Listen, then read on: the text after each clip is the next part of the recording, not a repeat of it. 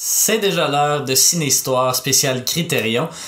Aujourd'hui, on a un gros film à parler, à décortiquer, à essayer de comprendre. Je suis toujours en compagnie de Jade. Ça va bien, Jade? Oui, ça va.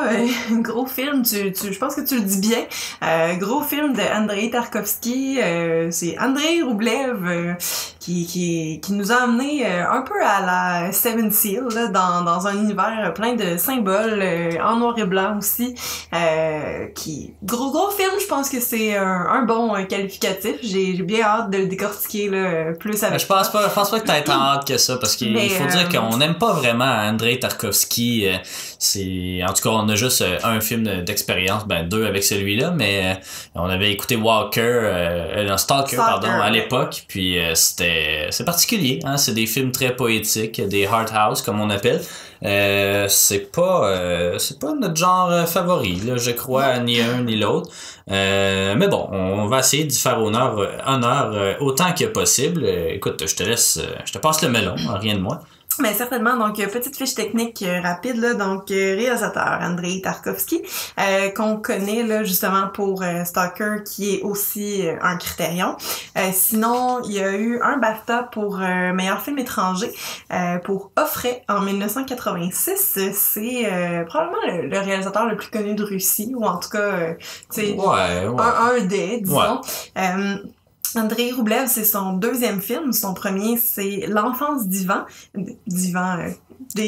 Ivan's Childhood. Ouais. Voilà. Et ce film-là, L'enfance d'Ivan, lui a valu le Lion d'or à Venise, puis le prix du meilleur réalisateur à San Francisco. Tarkovsky a fait Solaris en 1972. Dans le fond, Solaris là est un peu appelé comme la réponse soviétique à 2001 de Stanley Kubrick, 2001 qui est sorti en 1968. Donc Solaris qui devrait lui ressembler. On parlait non, je vous brûle des punchs. On a enregistré ça dans un ordre différent d'habitude, donc je le dirai pas finalement. Je voulais vous amener à l'émission 40 qui sortira dans plusieurs émissions déjà. Mais bon, son dernier film se nomme Le Sacrifice. Il sort en 1986, puis ça lui fait remporter 4 prix à Cannes, ce qui est pas rien quand même, avouons-le. Andrei Roublev... Il y a 4 Critérions aussi, 4 films dans la collection Critérion. Ivan's Childhood, Stalker, Solaris et Andrei Roublev, donc voilà. Les plus notables finalement. Là. Ouais. Fait que bon, je pourrais pas dire j'ai bien hâte, mais enfin, j'ai hâte quand même de les écouter, mais on verra en temps et lieu. Andrei Roublev, c'est un film de 1966, donc de l'Union soviétique. Le genre, c'est un film épique, là. Ouais, c'est l'histoire d'un moine, Andrei Roublev, évidemment. Est-ce qu'on pourrait dire biographique? Pas vraiment, c'est... Non, c'est un film d'époque, là, un film épique, un film historique, là, c'est vraiment ça. Parfait, on va accepter ça comme genre. Il est d'une durée de 183 minutes, mais à ça, j'ajoute un petit astérisque. En fait, il y a d'autres versions, là. Il y a une version de, je pense que c'est une demi-heure de plus. À peu près, ouais. Donc, c'est ça, tu sais, 183, on parle quand même de 3 heures, là, mais il existe une version de 3h25, je pense, qu'on n'a pas regardé. Nous, on s'est contenté de la version de 3 heures parce que, notamment, c'est sa préférée à lui. Puis Critérion, vous le savez, là, font un effort en fait de présenter les films dans les versions voulues par le réalisateur. Puis on a posé la question sur le groupe Critérion, puis on s'est fait dire c'était pas mal 50-50, mais on a pris la décision de regarder la version écourtée, pas parce que c'était la plus courte, juste parce que c'est sa préférée, tout simplement. Le format est donc noir et blanc, 2:35:1. Le producteur de ce film-là est Tamara Ogoronikova, qui a travaillé sur Solaris. Le scénario est signé Andrei Tarkovsky, évidemment, et Andrei Konchalovsky. Mais c'est parce que c'est Konchalovsky. Ouais. C'est bon. Ouais. La musique de Vyacheslav Ovchinnikov, pardon, mon russe c'est pas très au point. Faudrait t'écouter plus de hockey, je pense. Là. Ouais. Probablement Antoine pourrait me reprendre sur ma prononciation. Directeur photo Vadim Youssov, qui a travaillé lui aussi sur Solaris. Le montage de Ludmila Fenyova, qui a fait également Solaris et Stalker. Puis les décors de Eugénie Tchernaïev, qui a fait L'Enfance d'Ivan. Le budget était de 1,3 million de roubles. Là, c'est la devise soviétique, mais j'ai pas vraiment trouvé là, la conversion. Puis, il y a quand même quelques distinctions intéressantes. Donc, il est classé numéro 219 sur les 250 dans le top 250 IMDb. Tarkovsky a gagné à Cannes un espèce de prix des critiques, en fait. Il a gagné aussi à Faro pour réalisateur, gagnant pour le meilleur film à la French Syndicate of Cinema Critics, que j'ai aucune idée c'est quoi. Puis gagnant aussi pour le film au Juicy Awards. Encore là, qui ça me dit pas grand-chose, mais quand même, quelques prix. L'édition Criterion de Andrei Roublev, une restauration, haute définition. Il y a les deux versions, la 183 minutes et la 205. Il y a un film de 1961 de Tarkovsky qui se nomme The Steamroller and the Violin et un documentaire de 1966 sur l'écriture du scénario, un documentaire sur le making-of du film, un documentaire avec des entrevues avec l'acteur Nikolai Burliaev, le directeur photo Vadim Youssov et l'assistante de Tarkovsky, Olga Surkova. Il y a aussi une entrevue avec Robert Bird, qui est un universitaire là, sur Tarkovsky, un essai vidéo par Daniel Reim, des sous-titres en anglais, et un essai par le critique Jay Oberman. Fait que c'est quand même du stock là, pour Andrei Roublev.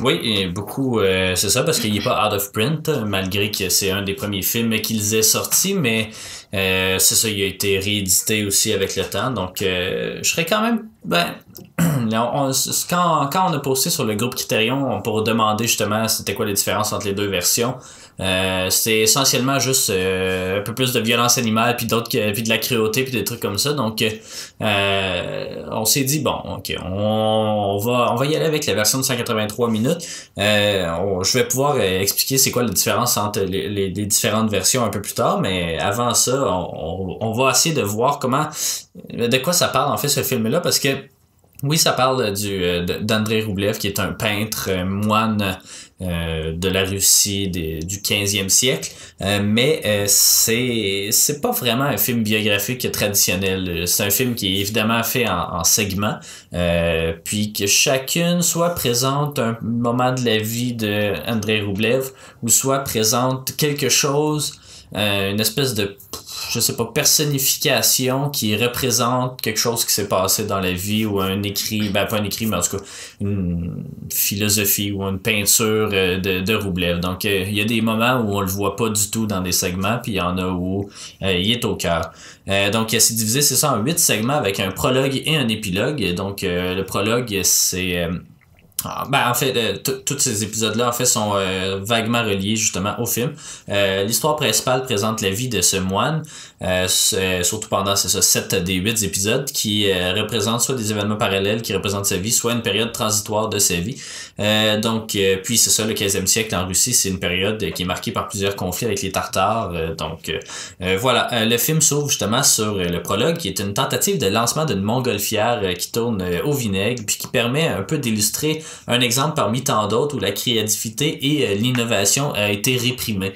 Donc c'est un peu en fait le propre d'Andrei Roublev à son époque. En tout, les segments sont de Jester. En fait, de Jester, là, c'est Andrei Roublev et je sais pas, un autre moine, je me souviens plus exactement comment il s'appelle, Kirill, voilà, qui s'en vont. Ils sont sur la route, ils tentent de rejoindre Moscou, je crois, ou la banlieue de Moscou. Puis ils tombent sur une espèce de maison où il y a des jesters. Là. J'ai pas vraiment regardé la définition de jesters, mais c'est comme des gitans, ou en tout cas des employés là, d'un seigneur quelconque. Mm-hmm. Donc ça, c'est le premier segment. Le deuxième, c'est Théophane le grec, en fait, Theophanes the Greek, qui est en fait un peu comme Roublev, un artiste bien connu de la Russie. Lui, c'est un grec, par contre, de Constantinople, Constantinople, puis l'un des peintres les plus connus justement de Russie, puis c'était le mentor d'Andrei Roublev. Donc là, on introduit un peu ce personnage-là qui va revenir un peu plus loin. Sinon, il y a The Passion qui est, je crois, c'est là qu'il y a comme une espèce de rituel païen, je crois, là, où mais je pense qu'il s'appelait pas The Passion en fait dans le film, ça s'appelait de Banquet ou je sais pas quoi, le banquet. Faire la recherche mais de mémoire parce que c'est quand même un moment là qu'on l'a regardé, donc ça me vient pas là. Ouais, ben c'est un rituel païen en fait, puis là il y a de la sexualité, puis un peu comme dans Midsommar. T'as The Holiday, je me souviens plus non plus exactement de quoi parle ce segment-là, mais ils sont arrivés à Moscou là, puis je crois qu'ils tentent de peindre l'église justement. Donc il y a The Last Judgment, là c'est l'attaque des Tartares, c'est pas mal le meilleur segment je crois de tout le film. Il y a The Raid aussi qui est non ça aussi c'est en tout cas je me souviens plus là, ça fait un peu trop longtemps, mais bon The Raid c'est ça, c'est les Tartares. Silence qui là ça c'est comme une c'est un peu de la torture en fait là, qu'on fait à tout le monde. Puis finalement t'as The Bell qui là c'est un jeune homme qui tente de faire une cloche justement pour l'église. Donc c'est vraiment 8 segments, puis c'est ça dans The Bell, il est pratiquement pas là, Andrei Roublev, mais dans les autres, il est à peu près toujours là. Puis c'est ça représente soit ses pensées ou des trucs comme ça. Mais on pourrait tout de suite rentrer dans les thèmes qui sont explorés dans ce film-là. Évidemment, si tu avais un thème à mentionner, quel serait-il? La religion, puis l'art. Oui, effectivement, c'est les deux thèmes centraux, pas mal, c'est ça, du film. Oui. La religion catholique, donc celle qu'on connaît, mais c'est catholique orthodoxe. Mais c'est la religion, mais la place de la religion aussi, questionner la place de la religion, ce que ça prend, ce que ça signifie pour les gens, parce que dans le film, tu sais, on voit à de nombreuses reprises là, des gens qui sont, ben là j'ai juste sinner en tête là, en français, je sais pas comment l'expliquer, mais qui pêchent là, dans le fond, des pêcheurs, puis pêcheurs, puis tu sais qui vivent avec leur sexualité d'une façon qui est très libre, puis qui va leur amener tout un lot de troubles là, aussi. Quand tu parlais de la torture tantôt, je pense que c'était une torture plus dirigée vers ces gens-là justement. Donc c'est la religion, oui, parce que d'un côté il y a Andrei Roublev qui est avec tous ces villageois là, puis qui essaie de leur dire puis de leur faire comprendre que ce qu'ils font c'est pas moral. Puis de l'autre, ben t'as eux qui s'en foutent un petit peu dans le fond, puis c'est un peu c'est pour ça que je te disais Seven Seal tantôt, tu sais, Seven Seal c'était aussi ça là, la question de la religion, la place que ça occupe, puis notre rapport à la religion. Donc dans tout le film, t'as Andrei Roublev justement qui est un moine aussi. Puis qui va défendre Dieu puis les symboles et tout ça, puis t'as tout l'autre côté qui est de la déchéance, qui est vraiment il y a deux mondes là-dedans là, fait que c'est la religion mais large disons là, en tout cas c'est voilà. C'était le but aussi de Tarkovsky, parce qu'il voulait montrer un peu Andrei Roublev, pas tant l'artiste et le moine, mais bien la figure historique mondiale qui représente, en plus de présenter justement la religion catholique comme étant une partie fondamentale de l'identité russe à une époque turbulente justement qui résulte dans le tsarat de Russie, donc l'arrivée du tsar, c'est ça, du régime qu'on appelle le tsarat. C'est pas le tsarisme? Tsarisme, je pense que c'est comme le concept général, comme un royaume, c'est ça, en tout cas. Donc voilà, c'est ça, il y a la religion, mais il y a aussi l'artiste, la liberté artistique, parce qu'Andrei Roublev, en fait, à l'époque, quand t'étais un moine, c'est ça, pour la petite histoire de qui. Pourquoi est-ce qu'on connaît Andrei Roublev, c'est qu'il faisait plusieurs représentations. Il peignait des églises, il faisait quelques tableaux aussi, là, mais c'est que en étant un moine, il est un peu au service de la religion catholique, donc tout ce que tu produis va, disons, au service de Dieu puis de la religion. Mais lui, c'est ça, il a osé mettre sa signature en bas d'un tableau, en fait, ou je sais pas, d'une murale dans une église. C'est pas vraiment montré dans le film, là, en fait, là, il faut vraiment lire après. Là. Le film se clôt juste sur des images de ce qu'il a fait, là, puis c'est tout effacé aussi, là, mais dans le film, on le voit jamais vraiment se rendre là. Mais c'est un film, même si c'est présenté comme sa vie puis c'est un film sur un peintre, mais il y a personne qui peint en fait dans le film, ce qui est vraiment quand même particulier, mais c'est un peu justement le but, l'objectif que Tarkovsky voulait faire avec ça, parce que si on se replace aussi à l'URSS des années 60, ben en tout cas tout l'URSS en général, c'est un régime aussi qui est très oppressif. C'est justement, c'est un espèce de parallèle qui tente de tracer Tarkovsky entre la Russie du 15e siècle et puis la Russie du 20e siècle, avec lui-même qui s'est fait, parce j'y viendrai dans quelques instants, mais c'est ça, ce film-là va avoir de nombreux problèmes pour être diffusé, justement présenté en Russie et ailleurs. Justement, ça parle c'est ça de cette liberté artistique là, de l'autodidactisme aussi là, c'est-à-dire apprendre par nous-mêmes sans vraiment, malgré qu'André Roublev avait un mentor en Théophane le Grec, mais c'est ça, c'est vraiment l'idée, c'est de créer dans un régime oppressif, puis comment on fait ça. Le prologue le montre bien aussi, l'innovation, puis finalement que le Montgolfière, on sait que si ça porte ce nom-là, c'est parce que c'est les Français qui ont donné ce nom-là. Je sais pas s'il y avait vraiment quelqu'un qui faisait des tentatives au 15e siècle pour faire une Montgolfière comme ça, mais n'empêche qu'il a pas pu continuer son travail parce que c'est ça, il s'est fait... je me souviens plus comment ça finit, là. Je pense qu'ils se font chasser ou je sais pas trop quoi, mais ils se font détruire la Montgolfière, donc voilà. Je mentionnais justement qu'il y avait plusieurs problèmes.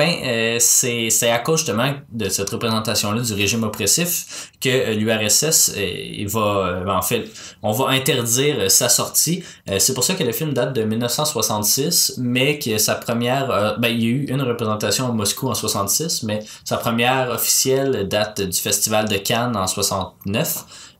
Puis il sera pas sorti en fait au cinéma avant 71, donc quand même presque 10 ans, 5-6 ans après, après que le film ait été fini. Puis c'était une version censurée en plus là. C'est là en fait le problème de version là, qu'on a. Il y a la version de 3h25 qui était l'idée originale de Tarkovsky. On lui a demandé justement de couper certains bouts, donc Tarkovsky a finalement endossé la version de 183 minutes parce que c'est lui-même qui a fait les coupures et non pas le régime ou peu importe. Donc, il va finir par l'endosser quand même, mais n'empêche que je crois qu'il aurait voulu, si c'était possible, présenter le 3h25. Peut-être qu'à un moment donné, on se risquera à l'écouter, mais...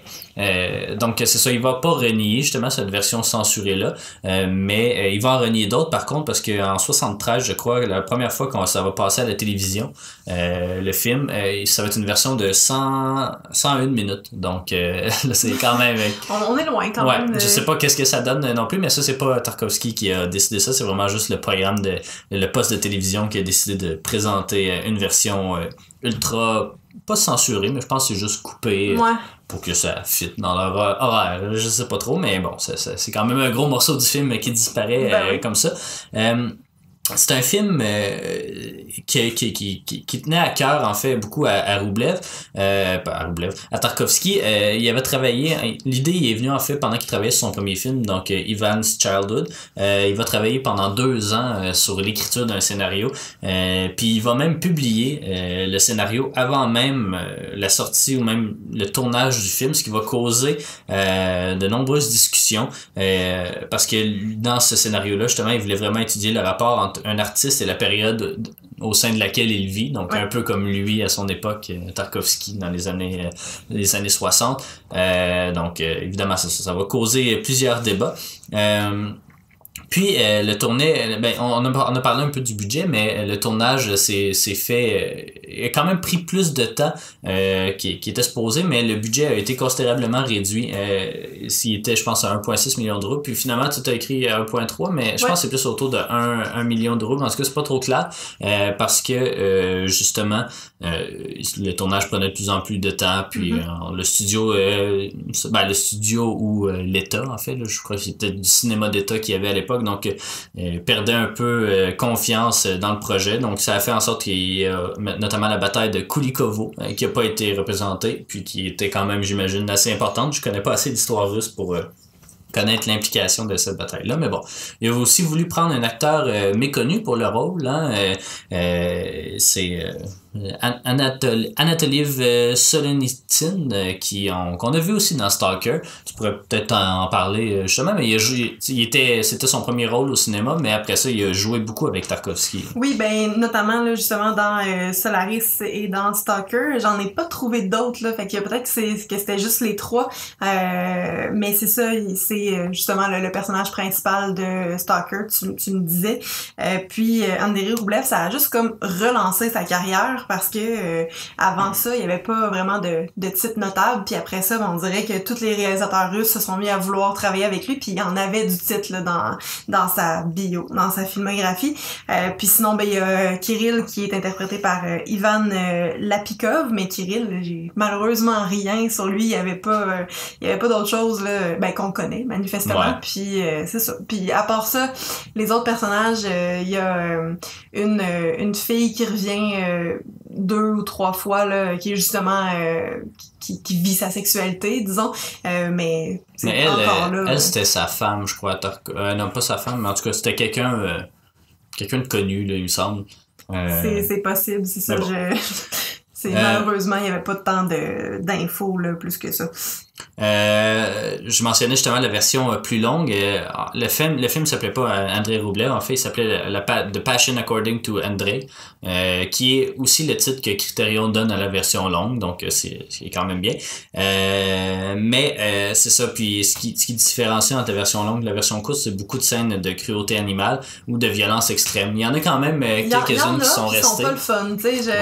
Moi, j'aime pas ça, là. Je suis quand même un public sensible, puis justement, il y a un cheval à un moment donné qui tombe de plusieurs marches là, de haut, puis c'est pas le fun. Je sais qu'il y avait une excuse pour ça, là. Je sais, j'ai vu ta préparation. En fait, c'est ça, c'est que, mettons, il y avait 2 scènes qui posaient vraiment problème. Il y a la scène du cheval, justement, où là, il y a pas vraiment... Ben, je trouve qu'il n'y a pas vraiment d'excuse. C'est un cheval qui allait mourir de toute façon, là.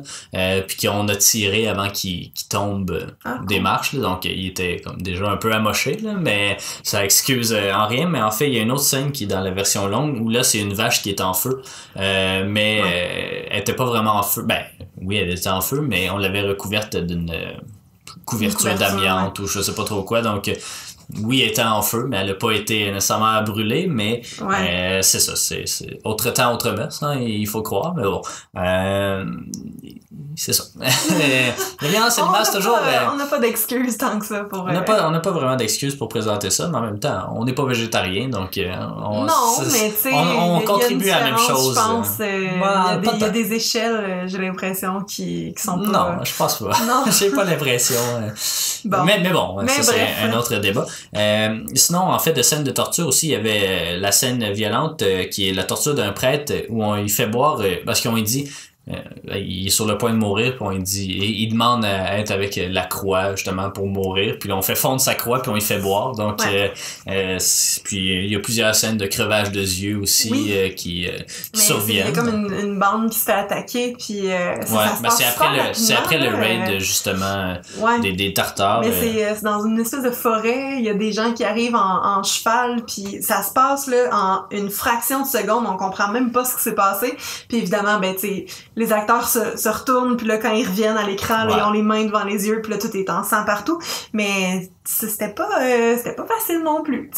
Non, c'est ça. Il y avait beaucoup de violence quand même. Ça a marqué les esprits, je crois, parce que notamment, tu l'as mentionné, il a gagné le prix de la critique à Cannes, mais il y avait pas toutes les conditions gagnantes parce que la Russie en fait, le Festival de Cannes a demandé en 1967 de pouvoir projeter le film parce que c'était les 50 ans de la Révolution russe. On a refusé de présenter ce film-là. Ils se sont réessayés le festival l'année suivante, puis c'est là qu'ils ont... en fait, en 69, pardon.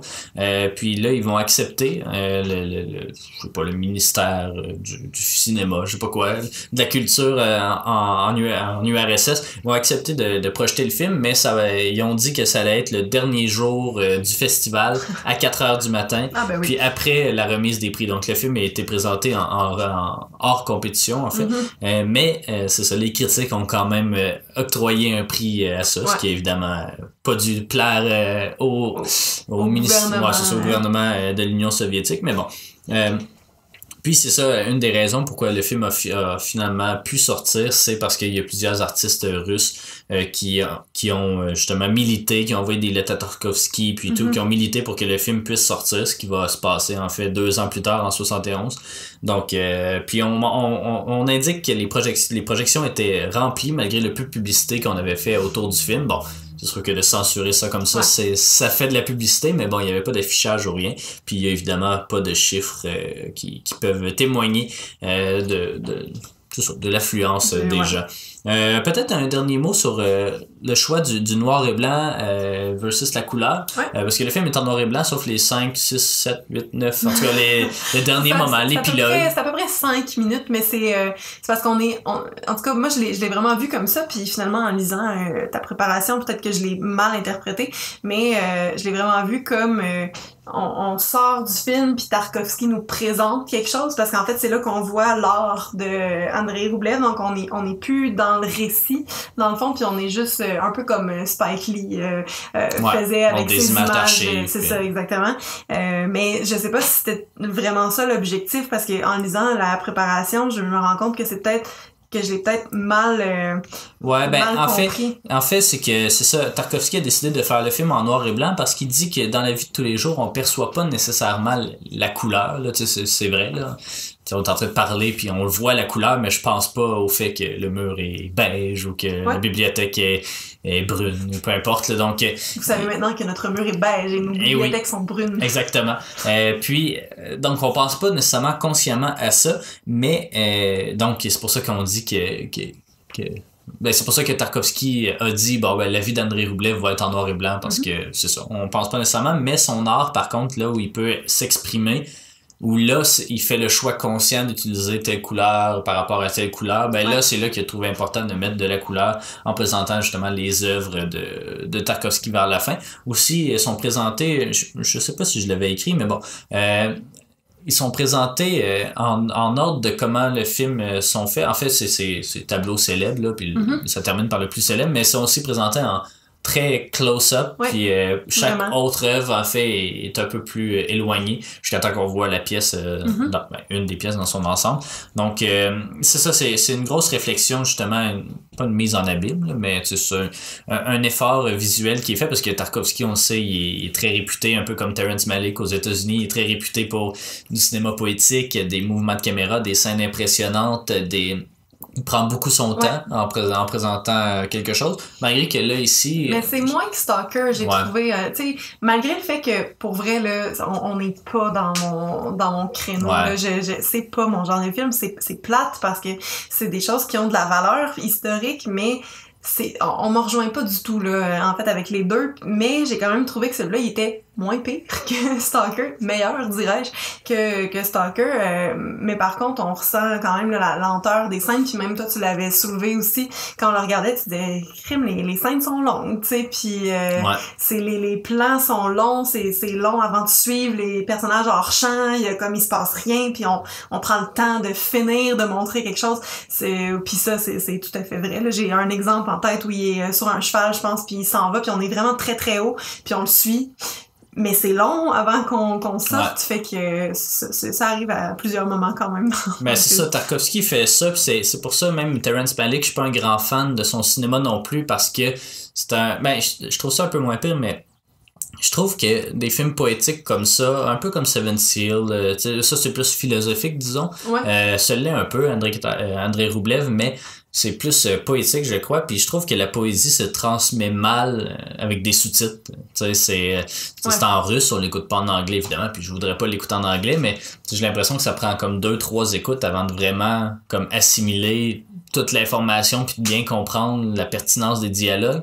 Alors que là, surtout pendant 3 heures, on fait juste lire chaque phrase l'une à la suite de l'autre sans trop vraiment les mettre en relation. Fait que je trouve que c'est très difficile à regarder. C'est très lent, c'est très... en tout cas, c'est vraiment pas mon genre de cinéma. Terrence Malick non plus, c'est pas mon genre de cinéma, mais il y en a certains que je réussis à aimer tout de même. Fait que ça dépend, c'est vraiment du cas par cas, puis je crois que, mettons, si on était des artistes, ils nous considèrent pas comme étant des artistes, donc si on en était, peut-être que ça viendrait plus nous rejoindre, parce que c'est des thématiques justement de l'art, d'être réprimé, c'est des thématiques plus proches des artistes, ce qui est pas nécessairement venu me chercher, puis ce qui, je crois, peut venir chercher des critiques ou des gens du milieu plus, disons. Il y a du monde qui se font censurer leurs films, et il y en a quand même probablement plusieurs.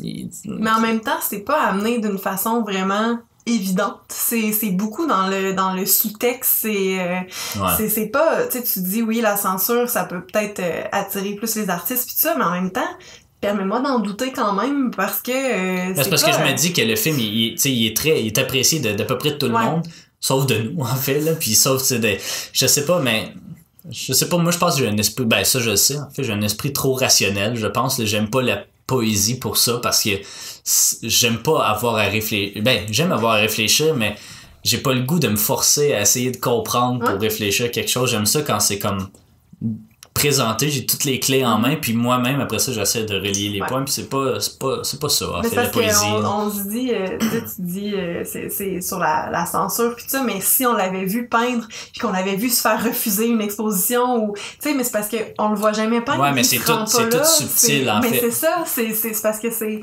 En tout cas, pour nous, peut-être, c'est un peu trop sous-jacent, mais je sais pas. Pour les artistes, je me considère pas là-dedans non plus, mais en tout cas, je serais curieuse de vous entendre parce que j'ai l'impression qu'il est trop...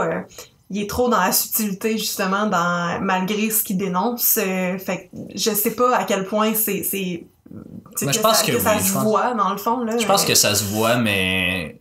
on n'est pas le bon public pour ça, pour vouloir voir ça. Fait que, tu sais, peut-être au cinéma, t'es plus focus, tu prends plus le temps de réfléchir au film, mais je sais pas, tu sais, la poésie en général, que ce soit au cinéma, que ce soit dans un recueil ou peu importe, c'est pas quelque chose qui vient me chercher, vraiment pas. Puis, tu sais, il y en a quelques-uns, mais...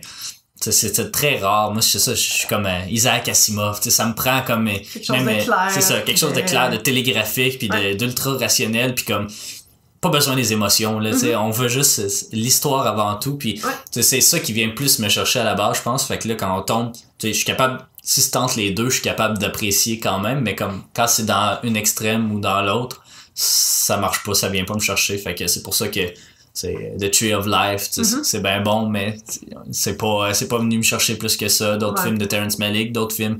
Ingmar Bergman, je crois que c'est pas tous ces films qui sont comme The Seventh Seal, mais c'est ça, c'est des films qui...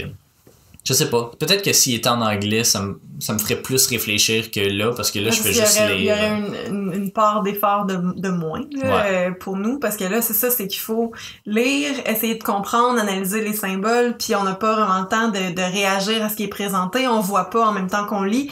Il y a comme plusieurs niveaux de difficulté là-dedans, comme dans Seven Seal, justement. En anglais, ça aurait été différent. En même temps, c'est pas la version d'origine, puis on essaye de pas le faire. Puis c'est dommage, parce qu'il y en a plein d'autres films sous-titrés qu'on a regardés, qu'on a adoré, je pense notamment à Capernaum, puis à Cold War, là, c'est toujours les exemples que je nomme. Parasite aussi, je vais te faire honneur, mais c'est ça. C'est des films qui reposent surtout sur l'histoire, pas sur réfléchir. C'est moins difficile. Par contre, Cold War, c'est aussi beaucoup artistique.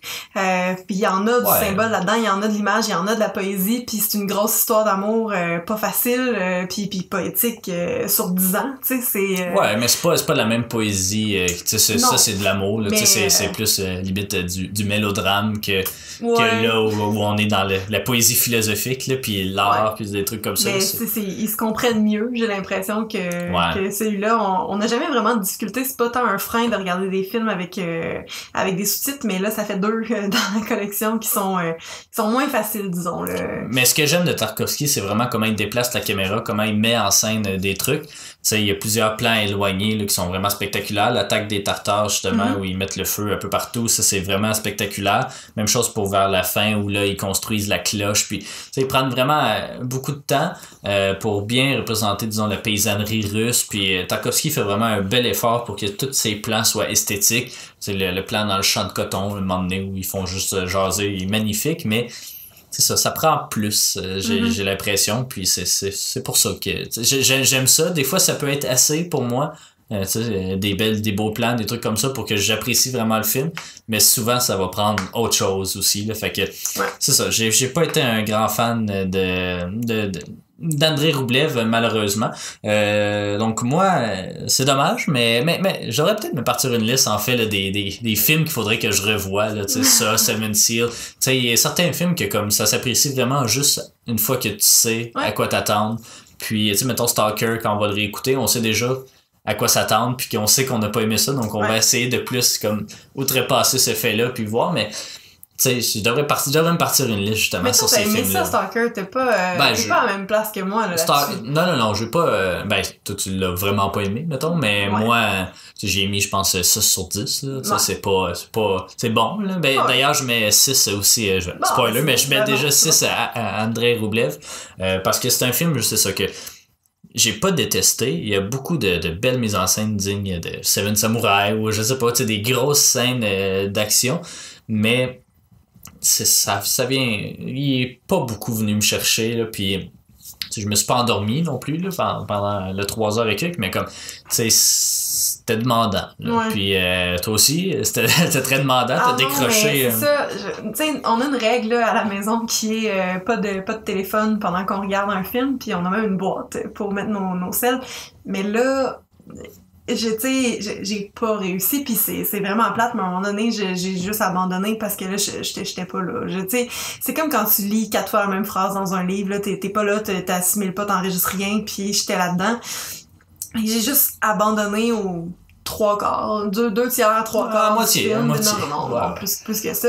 Puis c'est ça, ça vient pas me chercher, c'est vraiment dommage, mais j'adhère pas du tout à ce genre de film-là. C'est pourquoi je lui donne tu sais, au final c'est moyen là, dans notre signification d'échelle, disons, mais ce serait un 5 sur 10. C'est pas le premier auquel j'ai mis 5 dans le Criterion, mais je trouve ça plate de donner cette note-là à ce genre de film-là, mais c'est ça, c'est pas ça qui me fait de l'effet, là. C'est pas ça qui marche avec moi, c'est pas le même qu'il faut venir me chercher, puis c'est ça. C'est correct, tu sais, on trouvera pas toujours notre compte non plus dans la collection, donc on sait qu'on n'aime pas ce style-là, donc c'est bien de pouvoir raffiner ses goûts non plus, là. C'est ça, il y a jamais tous les types de cinéma qui va nous plaire. Moi, je suis moins du film entertainment, puis des films de série B, des trucs comme ça. Donc, mais science-fiction, tu sais, Solaris, j'ai quand même des bonnes attentes parce que ça va être de la réflexion que je crois qui va plus me rejoindre parce que c'est de la réflexion sur l'humanité, sur comme... Mais c'est ça, de 2001, on l'a beaucoup aimé, toi plus que moi aussi, mais je me dis, si c'est la réponse soviétique, là, j'ai comme des belles attentes, mais en même temps, c'est un double tranchant. Faut pas que je me fasse d'attente par rapport à ça parce que 2 en 2, j'ai pas trippé là, sur ce qu'il fait, mais là j'ai comme espoir, ça va être à voir, ça va être à voir qu'est-ce qu'il fait, qu'est-ce qui fait dire aux gens que c'est la réponse à 2001, si c'est les mêmes thèmes, si c'est le même background, puis ça devrait bien se passer, mais en même temps, tu sais, je veux dire, tu sais, mettons, il y a beaucoup de films Criterion qu'on avait regardés sur la plateforme ou n'importe quoi avant qu'on commence ce projet-là, il y a peut-être 1 an ou 2, quand on regardait les résumés des films, puis j'étais comme ça a l'air vraiment bon, puis finalement tu regardes, puis c'est pas ça du tout, tu sais, c'est spécial quand même, mais en tout cas, j'essaye de pas avoir cette idée arrêtée là maintenant, mais je le sais que c'est fort possible que ça soit pas ça, tu sais, fait que... Non, c'est ça, faut juste pas avoir trop d'attentes, là, mais c'est ça, il nous a pas vraiment découragé. Je pense qu'on n'est pas fermé à l'idée d'écouter d'autres de ses films, mais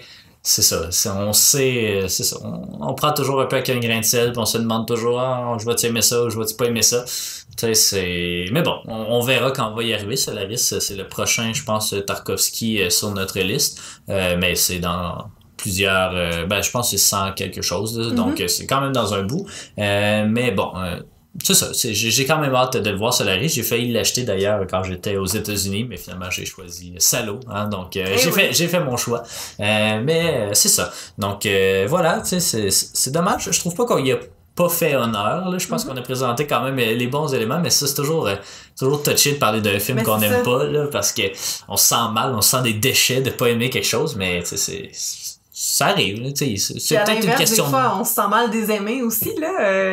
Les films, ça dépend, là. Toi, t'as pas vraiment trippé sur Blood et Flèche, mais pour moi, ça a été du diamant, là. Ça. Puis je me sens pas mieux de ça non plus, mais bon. Non, mais c'est correct. Il y en a, c'est ça. Faut se faire confiance. Exactement. C'est ça. Faut essayer d'identifier les éléments qui font qu'on aime ça ou qu'on aime pas ça, puis on a identifié ce qu'on aimait pas. Aussi, on travaille là-dessus aussi sur le fait d'être capable de savoir d'où vient la valeur du film, même si nous, personnellement, ça nous rejoint pas.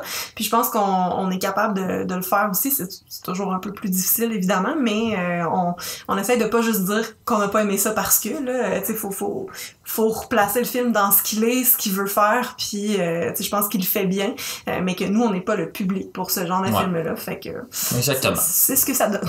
Ah oui, mais c'est ça, malgré le fait que je l'ai pas aimé, je le réécouterais pas mal n'importe quand si quelqu'un me le proposait, là, ça me dérangerait pas de le réécouter, mais c'est ça, il mériterait vraiment qu'on s'y attarde à nouveau, mais bon, il faut poursuivre, il faut poursuivre parce que le prochain épisode, en fait, ça va être sur Les Diaboliques. Les Diaboliques, qui est un film de Henri-Georges Clouzot, donc un grand réalisateur français là, des années 40, 50, 60 aux États-Unis, en France. Aux États-Unis, oui, un réalisateur français aux États-Unis. Ben, il y en a. Mais, donc, c'est ça. Donc, nous, on l'a vu. On vous brûle pas les punchs, mais, disons qu'on l'a plus aimé qu'André Roublev. Donc, voilà. Le mot de la fin, peut-être? Ben, écoute, je sais pas quoi rajouter après ça. J'aurais peut-être un peu parti sur Les Diaboliques, justement, mais on se garde ça je vous le garde pour la prochaine fois. Donc, voilà. J'ai rien de plus c'est bien correct. Merci d'avoir été des nôtres. Puis on se retrouve pour le prochain épisode sur Les Diaboliques d'Henri-Georges Clouzot. Merci et à plus.